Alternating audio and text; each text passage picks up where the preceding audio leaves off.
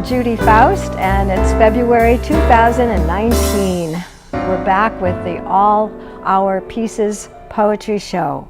There are a lot of changes going on, though, since I've been here, and we may be introducing some other people on the show, and it won't be on quite as often, but stay tuned. And this time, as you can see, I'm doing the poetry show alone, and I have some new material to read. I hope you really like it.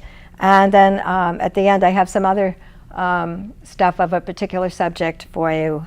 So let's get started, and I'm going to read to you. This is called Disarmed.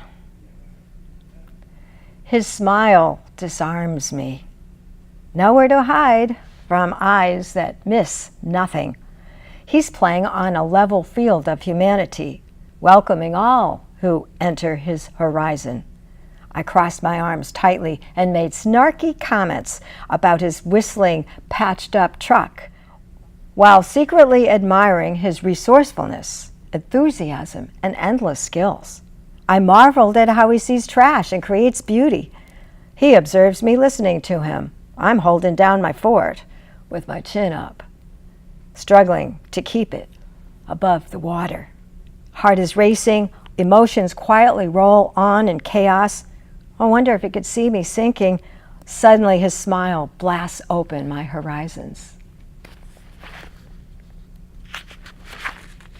Surrender. Surrender. As soon as I see the word, I rebel. What does it mean? Caving into something? Acceptance with understanding? Surrender. For what? I don't like letting go of my dreams and desires, too much like a free fall. At the bottom, I could bleed. But walking in the winter night, crunching the earth, pine trees stand in peaceful silence. I am here, fully here in this moment. Each step prompts listening to the cold silence of the winter night. For a few minutes, I explore a mental freefall. In the willingness to let go, something comes to fill the void. A wave of love that needs nothing. All right. This one's called Numb. I heard him say that word. Yeah. And there was echo in my heart. So later I tried to find that memory. And I saw a 6-year-old girl with 2 teeth missing, frizzy hair and a shy, forced smile, clutching a doll tightly across her chest. Yeah, that was me, all right. The first memories of heartache, a mother I loved who hit and beat me. Numb is where the closed fist hits the heart. Numb is not knowing how to be present with others, biting my nails in school, hiding in the pine trees down the street, holding back forbidden tears, witnessing my sister screaming, the merciless pounding.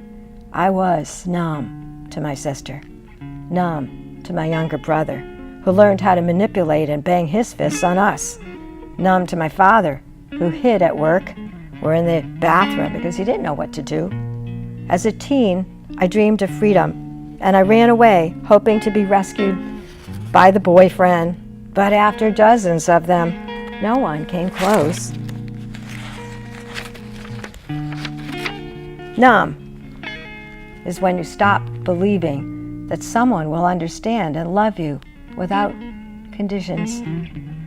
Only in the woods and meditation did I see who I was, a soul as large as the sky, with love as vast as I could dare to give or to accept. The brooks and rivers and ocean have been my companions, who always reflect my essence back, nurturing me with calmness and courage.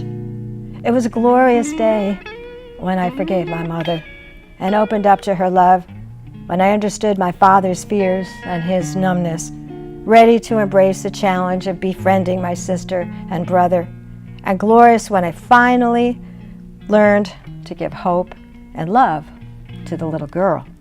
Yes, sir, I understand numb, and I believe whatever wound that caused it can also be healed. with courage to be vulnerable, knowing you are indomitable, and that your loving heart can embrace the world.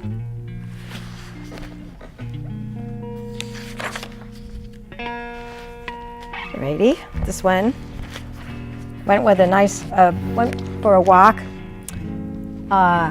with my friend, and we looked around, and there was those old New England foundations, and they've always intrigued me because I love history and where have you been and life stories. So I wrote this one.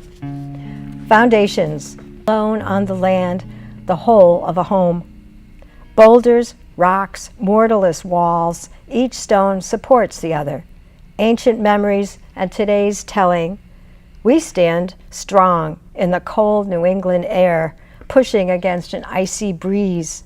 We describe our youth, our illusions, our ghosts of yesterday, haunting today, as we build a new reality, story by story, stone by stone. So I'm pretty occupied, I guess, by how do we create our reality? What thoughts come into play? How does our reality happen? Is it just, it's not, I just don't believe it's all by chance. I believe there's reasons, there's lessons, and we also have the power to create a new reality. So you'll find that in these poems. A lesson from Oscar.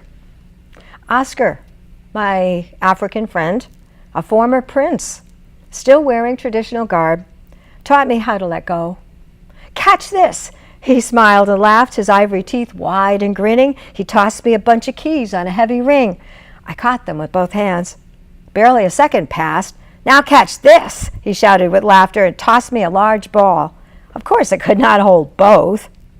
Now you see, you can't embrace love if you hold on to your pain. Power of my now.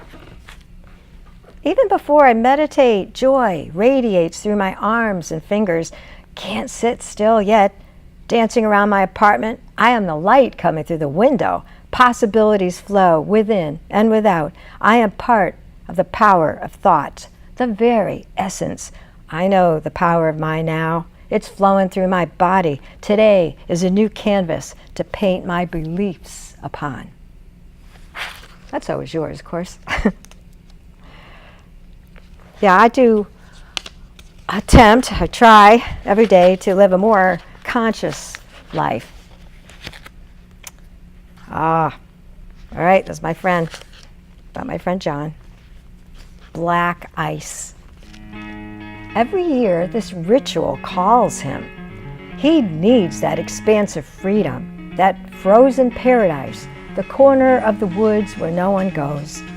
Unfazed by fallen trees or freshly sharpened stubs of beaver-bitten poles, effortlessly the rhythm of his skates draw chalky dashes on the flawless black mirror. White vapor clouds rise and disappear from his labored breath. Powerful joy writes cursive declarations. He swirls and slices geometric dares. He's taking chances, peering through the mysterious life below. That black beauty beckons. His sharp turns scrape and push ahead. Gliding fearlessly, he knows the stands of guardian pines surround him, and defying all odds, the thin ice supports him.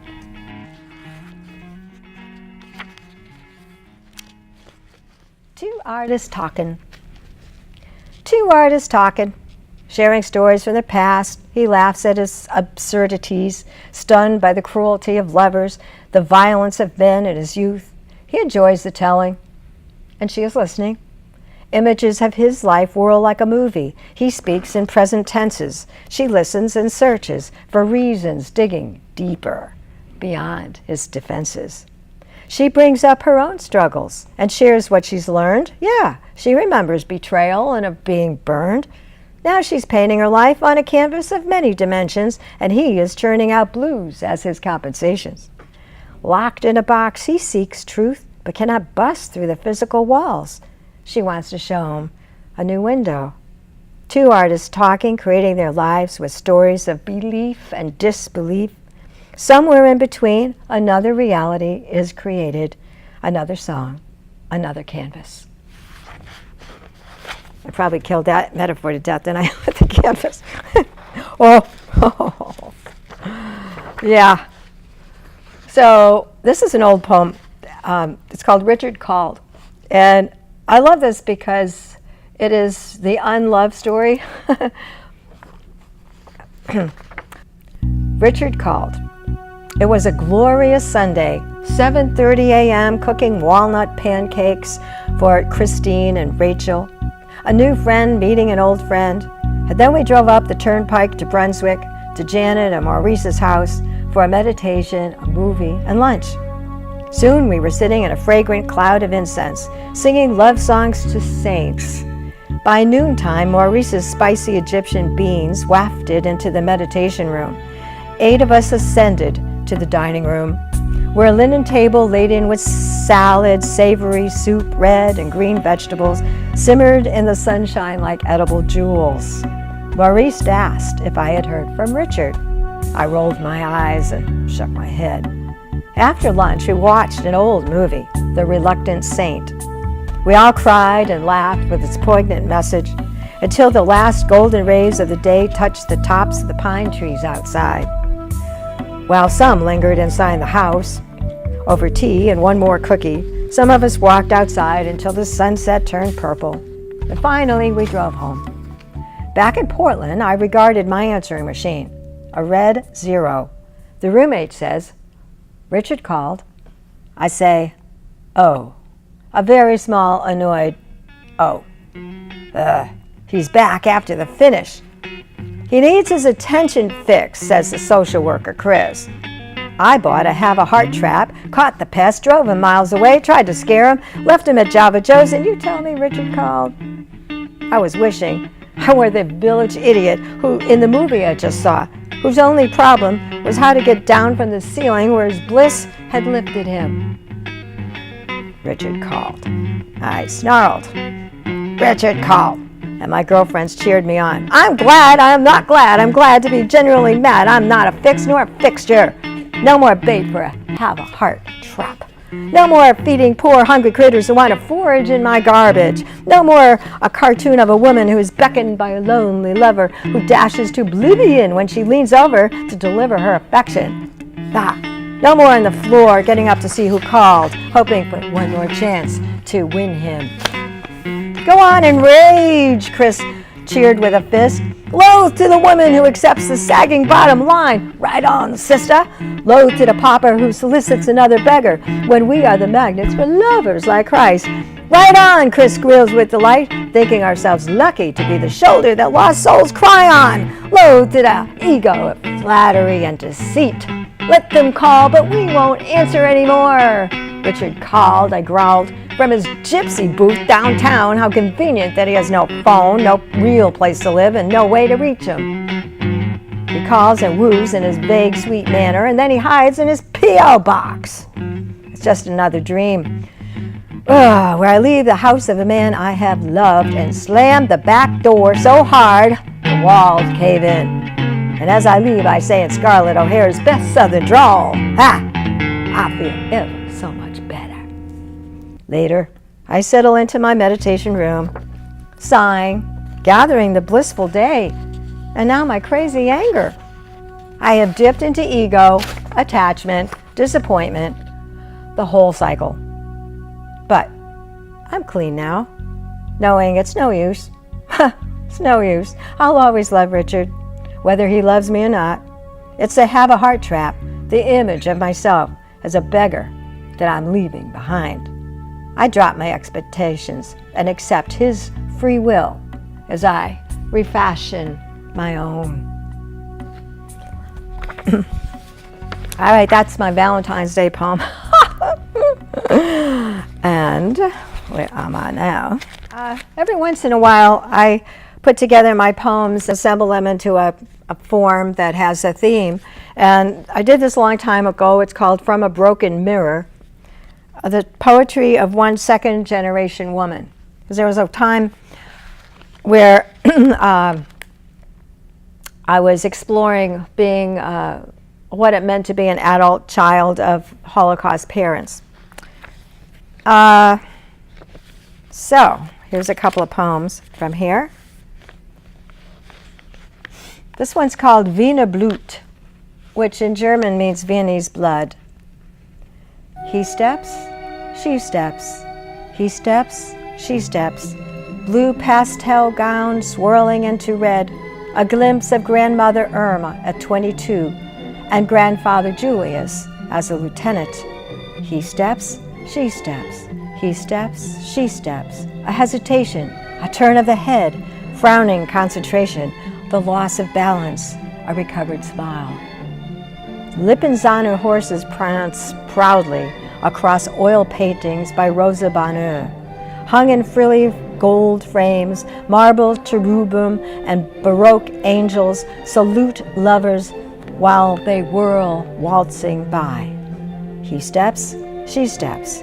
He steps, she steps. Now the face of my mother attend, twirling with her papa, page boy hair flying, unmatched height, a clumsy gait.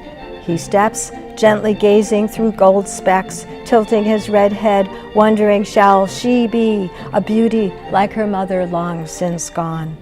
Faded clothes spin to drab dray, tenderness is cast forever as a steady light reaching into a long black hall. Achtung, Heil Hitler, angels fall from every wall, curtain call, cattle call, the violins are silence, a dance macabre marches on. Bombs and smoke, machine guns and black boots digging into gravel streets, pursuing runners in rags, train whistles signal death, boat whistles signal new beginnings. My mother at 18 hails the Statue of Liberty from a deck. Papa has no windows as he rides into oblivion. He steps, she steps. Vienna is a memory for 3 teen friends. He steps, she steps. A wedding, a divorce. Change partners. He steps, she steps. Another war, another uniform, another hand-me-down dress. My father's eyes glazed by grief, my mother's eyes dazed by despair. Where does love's dance begin or end? A trip to Vienna. I am 16, waltzing with my dad. My mother's at the sidelines, dreaming of her father. Dad dances crisp, comical. I am giggling. The ballroom floor shines for tourists. Every fingerprint of war purged for a new generation.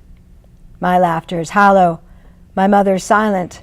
A divorce, a wedding, a divorce, a wedding. He steps, she steps. A pirouette of endless partners. A shower of rosebuds from Viennese Christians. A welcome of apple strudel from government officials. A visit to Jewish graveyards. My mother bids me smile politely. I step purposely, dancing, dancing, our Wiener Blut. I don't know if it's apparent, but the last paragraph about the Viennese Christians was a week of reconciliation where we were invited to go to Austria. I actually produced a documentary about that event, and it's called Angels of Austria, the church that reached out to Holocaust survivors, and you could see it on my website, connectyourstories.com. One more poem, I think, maybe at least one. This is about my mother's grandmother. It's called Grossmutter Gewing.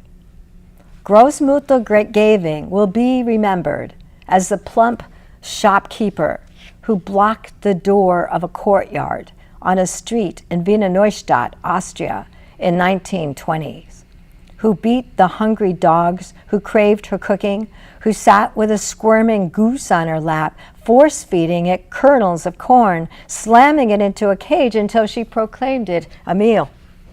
Louisa Gewing played the role in my mother's life as a cold grandmother whose thick-skinned hands are not remembered for comforting a fearful half-orphan child, but for clenching a long chastising spoon, surveying her kingdom of the kitchen as her granddaughter hides. Louisa suddenly struck her husband's wrists for daring to throw his bit of garlic into her simmering soup pot. What forces molded Grossmutter? German-run Bohemia in the 1870s, Russian pogroms, Jews were raped and murdered, a faded corner of Czechoslovakia. I cannot find the map she used, nor the traditions that shaped her logic, nor learn more about the early storms that weathered her face into a grimace. She had 5 beautiful children. The oldest died at 29. 2 other daughters and their children, all gassed in concentration camps. 1 daughter and grandchild escaped to Israel, while she and her husband, Solomon, were saved by their clever son, Max, who brought them to Shanghai. The only port opened to Jews in 1941. It was she who sailed to America and pledged allegiance to the country of comforts and lived to see some great-grandchildren. A photograph reveals Louisa scraping a dinner plate with her fingers, intent on her diminishing prize, hoarding it to her face, her belly too large to fit beneath the table, her legs spread apart, firmly anchored. Her peasant dress and apron fall to black lace boots. Gray hair twists like a tight fist pinned behind her neck. Sloping below a Slavic forehead, a convex nose overhangs a concave mouth. In a San Francisco retirement home, circa 1950s, Grossmutter wears a fine velvet shirt, sagging like a bag of empty flour. Veined hands clutch the corner of a kitchen table. Moist gray eyes stare vacantly at the floor. Stubbornness seems to have lost its purpose. In her 90th year, she is preserved, she has persevered, but heart and breast have sunk to her waist, and now she craves something she has never tasted.